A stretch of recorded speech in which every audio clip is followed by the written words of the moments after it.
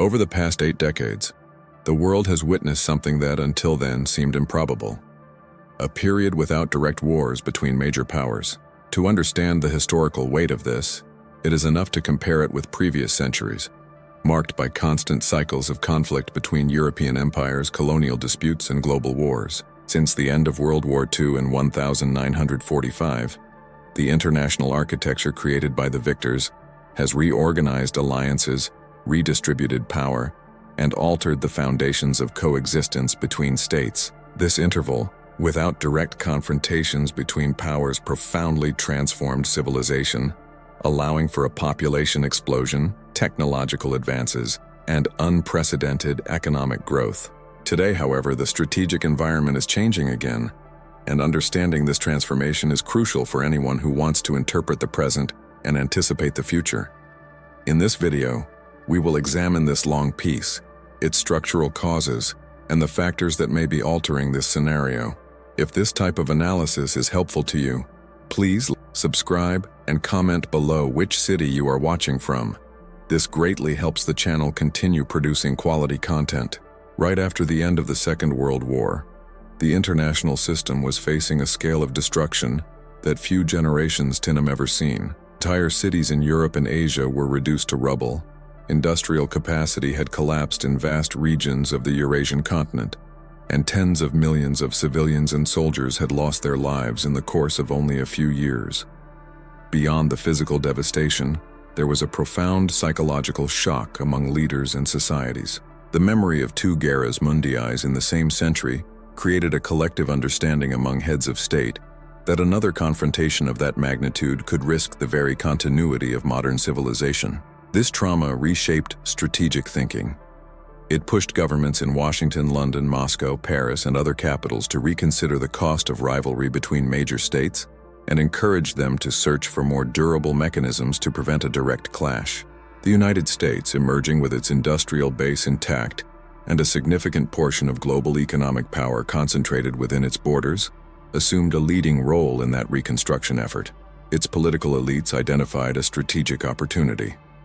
If former enemies and allies could be reintegrated into a cooperative security environment, the incentives for large-scale conflict could decrease significantly over time. That logic influenced foreign policy in ways that had not been common before the 1940s. Diplomacy began to incorporate concepts such as collective security, economic reconstruction, and long-term stability, rather than focusing only on territorial gains or punitive measures toward defeated nations. As a consequence, the years that followed saw an intense search for frameworks, agreements, and institutions that could act as permanent stabilizers in the international arena. If you're following this point in the analysis, comment with the word peace here in the comments so I know you're with me in this reflection. This greatly helps the channel and strengthens our community. This reconfiguration resulted in an unprecedented institutional architecture. International organizations and multilateral treaties came to structure a large part of the global political system. Under the leadership of the United States and with the participation of European powers, the United Nations was created, whose stated objective was to serve as a permanent forum for dispute resolution, crisis mediation, and debate on issues common to humanity. Simultaneously, economic structures such as the International Monetary Fund and the World Bank emerged, initially conceived to prevent financial collapses and support global reconstruction. In the field of trade, the General Agreement on Tariffs and Trade sought to reduce tariff barriers and open space for productive integration between economies. At the same time, the physical reconstruction of Western Europe took shape through the Marshall Plan, a financial stimulus program that injected resources to revitalize industries, restore port and rail infrastructure, and stabilize monetary systems. This process was not only economic, it consolidated political alliances, such as the transatlantic relationship between Washington and European capitals. In the military sphere, mutual defense pacts emerged, such as the North Atlantic Treaty Organization, whose basic principle was simple to explain. An attack against one member would be treated as an attack against all. The result of this institutional network was the formation of an environment in which countries began to integrate economically and commit to dispute resolution mechanisms, reducing incentives for unilateral military adventures. These arrangements did not eliminate rivalries, but they changed the way they were managed. Instead of open wars, competition began to occur in diplomatic, economic, and technological arenas, within a system that offered channels to deal with tensions before they escalated into armed conflict. During this period of reorganization, another profound transformation was underway: the Cold War. It wasn't a traditional war with direct battles between the United States and the Soviet Union, but a prolonged confrontation of distinct political and economic models. The dispute involved influencing other countries, forging strategic alliances, and demonstrating technological superiority. This scenario was evident in the space race, the expansion of allied networks in Europe, Asia, and Africa, and the development of nuclear arsenals. Even so, despite the climate of tension, the two superpowers avoided direct confrontation. One of the central reasons for this was the concept of mutually assured destruction, which basically means that any nuclear attack by one side would result in an immediate and devastating response from the other. This logic created a rigid strategic calculation. If both know they cannot win a nuclear war, the incentive to start such a war becomes extremely low. Within the global chessboard, this balance was reinforced by the division of the world into zones of influence, such as Western Europe under American protection and Eastern Europe under Soviet domination. This division brought indirect costs and disputes, but it established a form of stability in which decisions were made considering not only ideology, but also systemic risks. In some cases, this strategic discipline prevented dangerous escalations. Crises like Berlin and Korea showed how the powers tested limits without crossing the line that would lead to direct confrontation. Thus, the period functioned as a containment, tense, competitive, and often unequal, but capable of preventing a third large-scale war from breaking out between the major military powers of the time. If this overview of the Cold War makes sense to you, comment with the word history below. This greatly helps my work and improves the reach of the content for those who are also interested in geopolitics. Alongside the rivalry between the United States and the Soviet Union, an element emerged that would forever alter how international conflicts are calculated: the nuclear age. The first and only use of atomic weapons in combat occurred in the context of World War II, when Japanese cities were hit, causing international shock and accelerating the end of the conflict in the Pacific. Beyond the immediate destruction, this episode introduced an unprecedented psychological and strategic factor. Governments and commanders came to understand that a war between great powers could result in irreversible consequences, not only for the combatants but for humanity as a whole. As different countries developed nuclear capabilities, a diplomatic effort to limit the spread of these weapons also grew. Thus, in the second half of the 20th century, an international treaty sought to restrict nuclear proliferation, based on the idea that a smaller number of countries possessing such capabilities would be easier to monitor and control. The formal and informal rules of this regime functioned with relative stability, but not without tensions. There have been near misses and serious crises, the most well-known being the Cuban Missile Crisis, when the Soviet Union installed nuclear weapons on Cuban territory, bringing Washington and Moscow to the brink of a decision that could have altered the course of modern history. The outcome of this crisis involved discreet negotiations and mutual concessions, avoiding open war. Another important factor was the technical and diplomatic cooperation between the United States and Russia after the Soviet collapse, which allowed for the dismantling or recovery of thousands of warheads that were distributed among newly independent countries. Had this process not occurred, the contemporary nuclear landscape would be much more complex and unpredictable. Today, although significant nuclear arsenals still exist, the number of states possessing such weapons remains relatively small, contributing to a delicate balance. The existence of this balance does not eliminate disputes, but it alters the logic behind them. States need to consider the risk of escalation and calculate their actions, not only from a traditional military perspective, but also from diplomatic, economic, and technological factors. After the dissolution of the Soviet state in the early 1990s, the international landscape shifted in a way that few observers of the previous era had anticipated. The decades since the end of World War II had been defined by a bipolar competition between Washington and Moscow, with each side shaping alliances, influencing global institutions, and competing for influence in regions as distant as the Middle East, Southeast Asia, and the African continent. With the fall of Moscow as a center of power, this balance disappeared. and the international system began to operate under the predominance of a single superpower. For many analysts of the time, this new environment suggested the emergence of an era marked by the diffusion of democratic values, the expansion of market economies, and a reduction in geopolitical tensions. Within this context, the narrative of so-called liberal democracy gained traction, especially in the West, being presented as the common destiny of industrialized and developing societies.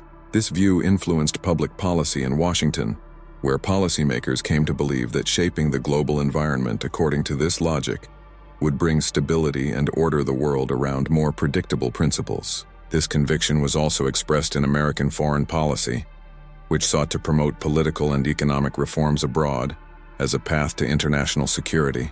The belief that democratic systems rarely go to war with each other spurred diplomatic, cultural, and financial efforts aimed at encouraging political openness and the integration of former communist countries and Middle Eastern states.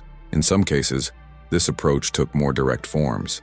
The interventions in Afghanistan and Iraq became central examples of this process. They revealed the ambitions and limitations of this strategy. On the one hand, they demonstrated the logistical and military reach of the United States. On the other, they highlighted the complexity of transforming societies with diverse political, religious, and tribal structures, especially when regional actors and external interests come into play. In the broader context, the post-Soviet period also coincided with the accelerated advance of economic globalization. Supply chains were distributed across continents, transnational corporations expanded their reach, and financial systems began to operate with ever-increasing capital flows. This convergence of markets contributed to global economic growth and interdependence between countries, reinforcing the idea that military conflicts would become less likely, as states would prefer to protect their trade flows and investment opportunities rather than engage in costly and risky wars. If you're following this part of the analysis, comment the words "post-Cold War" below. This helps me know you're here with me and strengthens our geopolitics community. As the new century progressed, this scenario of American dominance began to undergo profound changes. While the 1990s had suggested a more harmonized world under a single power, the following decades demonstrated that the international system continued to evolve. China emerged as a central actor in this transformation. For decades, the Asian country invested in industrialization, infrastructure, exports, and education, building an economic ecosystem capable of competing with traditional powerhouses such as the United States, Japan, and the European Union. At the same time, the Chinese government directed resources towards the development of advanced technologies, such as renewable energy, telecommunications, and computing, reducing its dependence on strategic imports and expanding its influence in regional and global markets. These advances not only strengthened the Chinese economy, but also altered geopolitical expectations, as the rise of a country of this scale frequently generates adjustments in international relations. While Beijing expanded its global role, Moscow began a process of rebuilding its external projection. Although the Russian Federation faced an initial decade marked by economic instability, political disorganization, and a reduction in its global influence, the beginning of the following century brought a strategic repositioning. The Russian government began to present itself again as a revisionist actor, questioning the international order defined in the years following the Soviet collapse, and rejecting the idea that Moscow should occupy a subordinate place in the global hierarchy. This process included reforms in the armed forces, restructuring of the energy sector, and expansion of bilateral relations in regions such as the Middle East, the Caucasus, Africa, and Eastern Europe. All this occurred while the United States observed a relative redistribution of global wealth. After the post-war period, the American economy had represented an extraordinarily high share of the world's economic output. With the advancement of Europe, Japan, China, and other emerging centers, this proportion progressively decreased. This reduction did not necessarily signify an absolute decline, but it indicated that the world was approaching a multipolar system in which different poles exert influence simultaneously in different dimensions of power, whether military, economic, technological, cultural, or diplomatic. This context made it more difficult for any state to impose its vision in a unified way, creating space for more competition and more strategic uncertainty.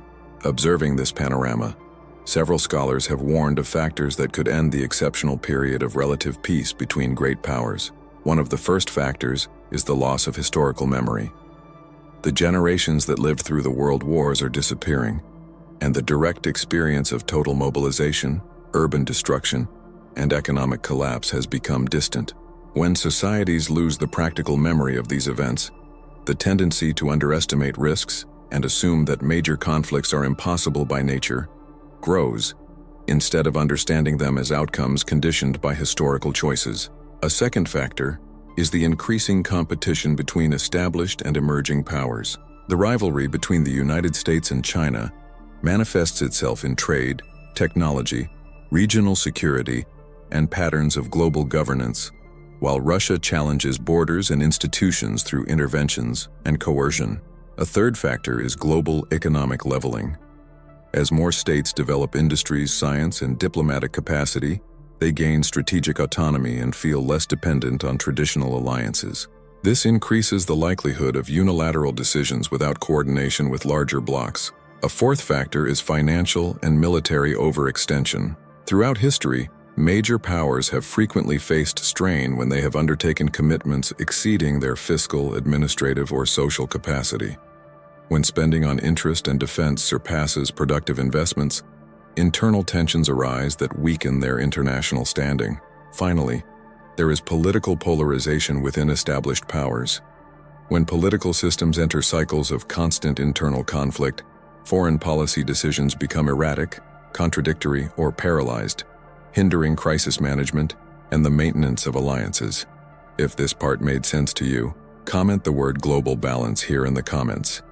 This strengthens the channel and helps distribute this content to more people interested in geopolitics. These factors converge into a set of possible scenarios that experts attempt to map in order to anticipate risks and guide strategic decisions. One of the most discussed is the emergence of regional nuclear arms races.